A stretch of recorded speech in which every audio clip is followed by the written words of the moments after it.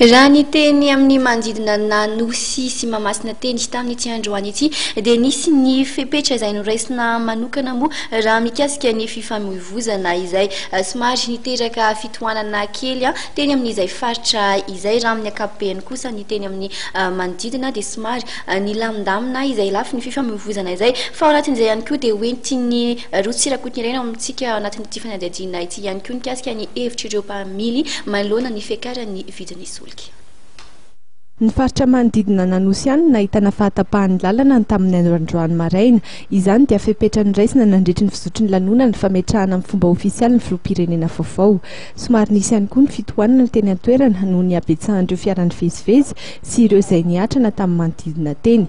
Raha ny manodidina kosa dia tsy nahitana fitohanana fiara ireo faritra sasany.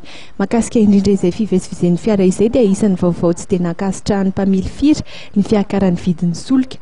Isan'ireo misedra mafy ny izany ireo mpitatitra indrindra fa ny mpamily taxi. Tena ezana be aloha aminay taxi le fiakaran'le lasantsy.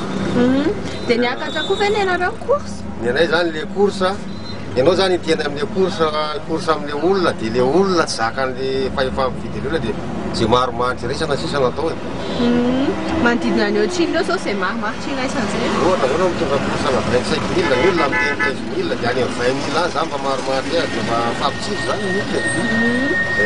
Ao anatin'ny ray andro ve zao mety mba mahita course firy nareo? Arakaraky ny fivoahano azy zany indraindray anao zany mahita course roa maraina dia ray hariva dia efa lasa mody dia hoan'izay fa dia mety tsy efa tsy mety tsy misy dia amin'ny lasantsy lafo loatra ny lasantsy. Matanjaka be zany. Ina ny mahatonga zareo fa tampoka be izay miena ny vola azo. Tsy fray nefa ny anareo tsy miova? Nefa 2000 fray.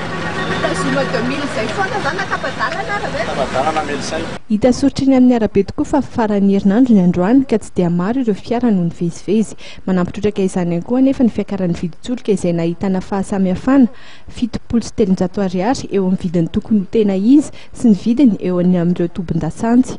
Na izany izany nefa dia hita taratra fa ny asany koa ireo mpitandro ny filaminana nandamina ny fifamezivezena teto an-drenivohitra ny tapakandro maraina teo.